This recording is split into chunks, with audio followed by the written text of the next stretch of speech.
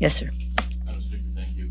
Yesterday, Kevin McCarthy told us he essentially feels that you are holding House Democrats hostage from speaking out about the border crisis because of the way you whip on the House floor. How would you respond to that, and do you believe the border is secure? Well, I believe that we have to have a secure border, and I think that we are trying to address, the president has a plan to address that.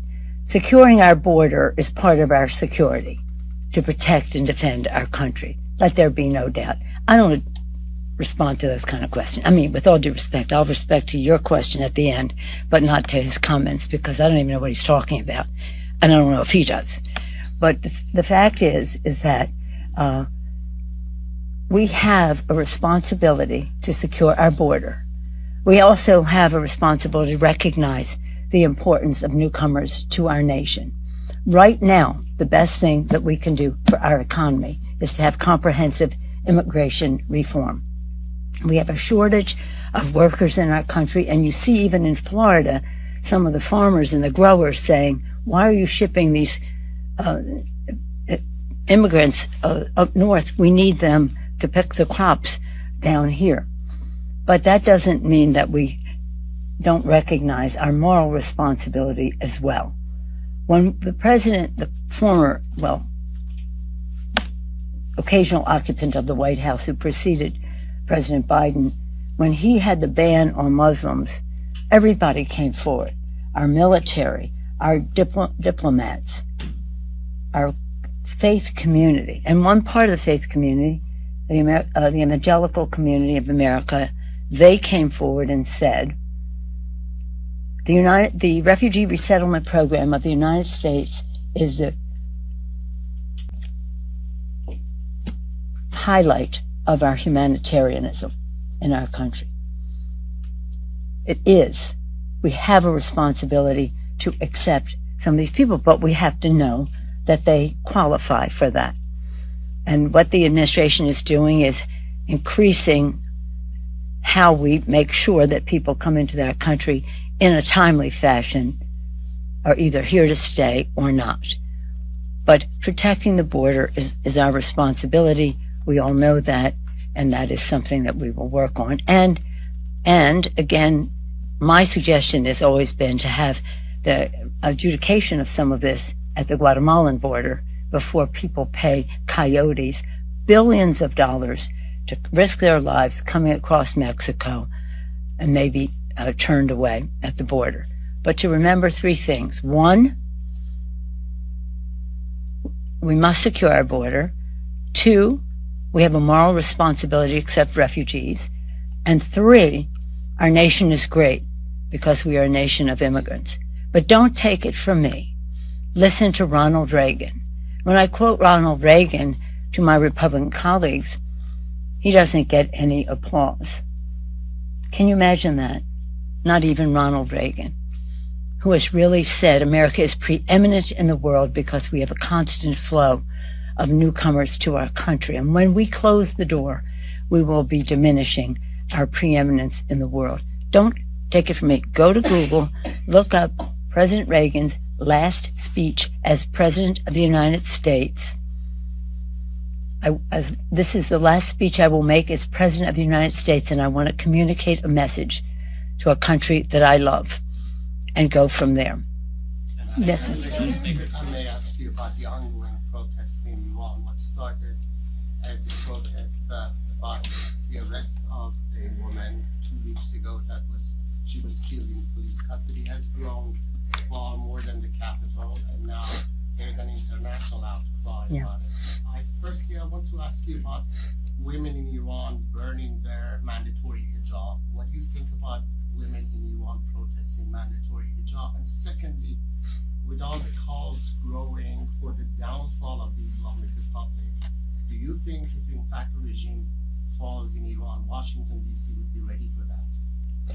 Well, let me just say that we're all in awe of the courage of the women of Iran coming out in terms of their own personal freedom.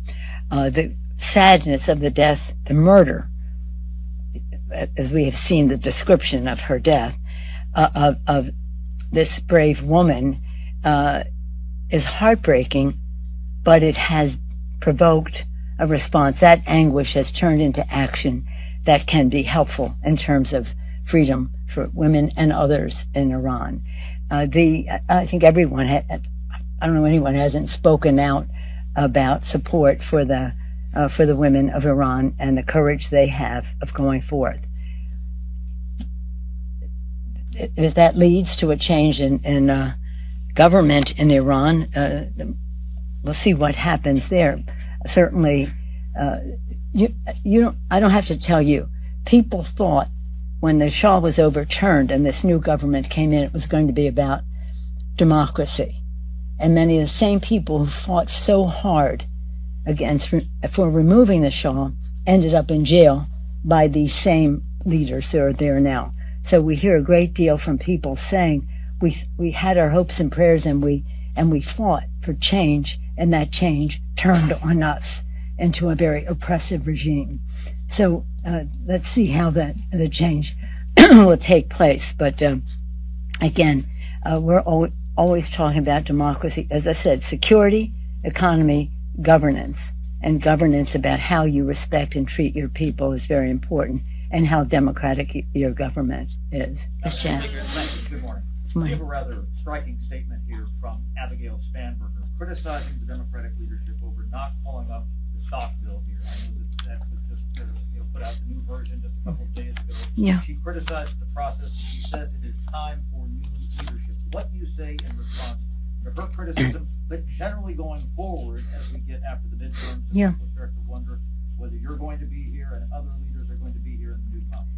Which question do you want me to answer? Choose one. Do you intend to be here in the new Congress as the Speaker, as the minority leader? I'm strictly focused on winning the next election. Do you want to talk about that? Okay, is that your question? Who's next? And let me just say about Spanberger's letter. First of all, her bill is contained in this bill. Other members had ideas too to improve upon the bill. So I didn't see I don't know what her statement is, but it is contrary to what the House Administration Committee. I said to them, whatever the members want to do, I fully support. And they took her bill, added others that made the bill stronger, as a matter of fact. So this is an interesting press release, but it's more important to write a bill. What she's saying is she's criticizing the failure to bring it up. Well, you have to have the votes to bring it up. You don't think you have the votes? Well, we'll see. We'll work to have the vote. We don't go from one day to the next. But I think we should have legislation. There are others who have spoken out against the bill. And again, this is the legislative process. But it is how you described her characterization is not accurate. Her bill is in the bill. Others had ideas too. And that's what our committee put forth. But it's good press because you asked the question. Anybody else? Yes, ma'am. The inequality ahead of the midterms. Are you doing enough to address inequality in American society, and also are you running enough progressive candidates, do you think, in these midterms? Absolutely, positively. And equality in America is what we are all about.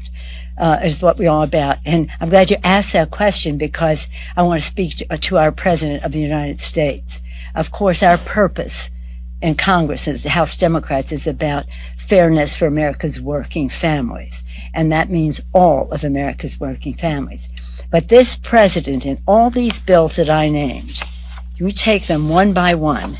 When you talk about the American Rescue Plan, it was there to make sure that we put money in the pockets of America's working families, and also about child tax credit and all the things that gave people more of a chance to rebound from COVID. And it was about fairness. It reduced poverty in America by 50%. Reduced poverty in America by 50%. The infrastructure law has a $60 billion provision in it for fairness, equity, inclusion, and in terms of decisions being made for infrastructure projects around the country to be fair. I was in a community in Georgia within this past month where we were looking at a highway that went through a neighborhood, It separated the neighborhood, changed property values on one side or another, divided community. That's what this bill is exactly against, to not separate communities, but unify them, and to do so in a way by having communities make the decision, by having so much more involvement of the communities in how these projects are developed. So the president, fantastic on that. Of course, the PACT Act, that was really addressed many people living in poverty in America in terms of especially the North Carolina provisions about unsafe water and what that meant to families. And the Bipartisan Safer Communities Act was, and that's about keeping guns out of the hands of people who shouldn't have them, but it doesn't go far enough. We have to do much more in that regard. Chips and science. Now, this goes to directly to your point. You may have seen people during this debate, and some of them very reputable and in my respect, saying, let's just do the CHIPS Act, let's just do the CHIPS Act, let's just do the CHIPS Act. And we said, well, that's interesting. We need to do the CHIPS Act for the here and now. But for as we go forward, we need to have the Science Act. The Science Act is about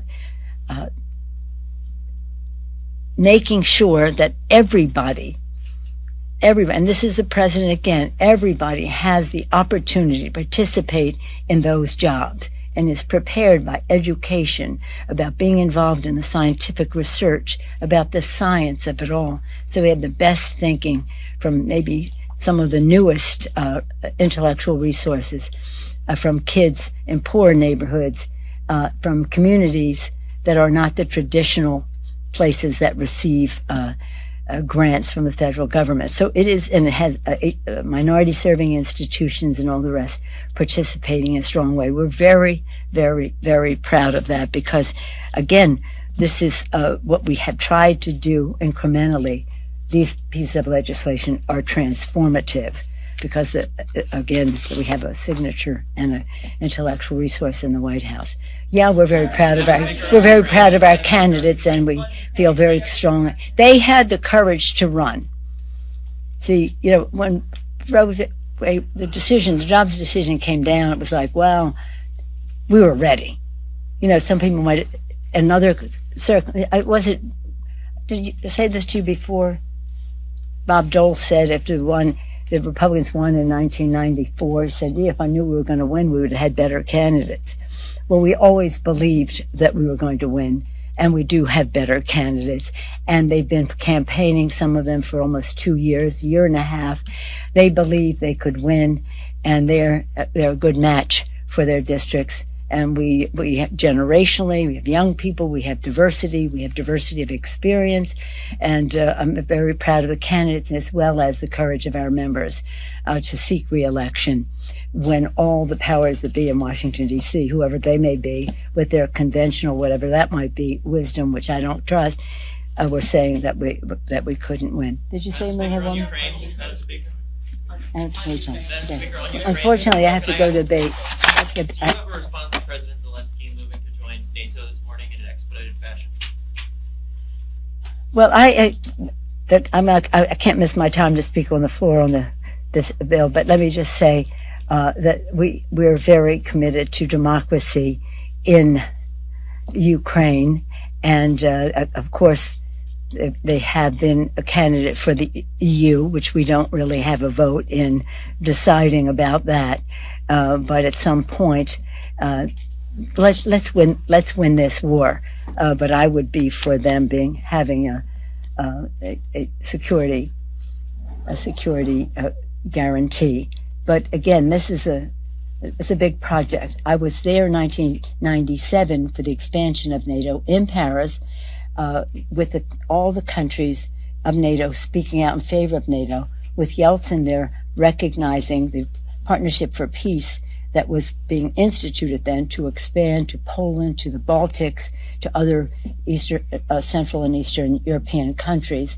It's a big project, but it's a consensus project as well with NATO. But let's just win the war now, and that's why I'm so pleased we have additional resources. I was in last week in Berlin for the G7 conference, which focused on NATO. I was very encouraged by how the other speakers of that meeting were so bullish on supporting the democracy until the victory was achieved. Thank you all. The Giants are missing the playoffs this year.